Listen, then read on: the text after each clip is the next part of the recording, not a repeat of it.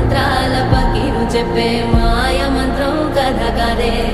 చంటోళ్లను భయపెట్టే భూచోడి కథ కదే తాత ముత్తాతమ్మల భూతాల కథ కదే విక్రమాదిత్యుడు చెప్పిన వేదాళుడి కథ కదే దీపము నుండి దెయ్యం వచ్చే అల్లావుద్దీన్ కథ కాదే ఇది ముడత చర్మం ముసలి చెప్పే కథ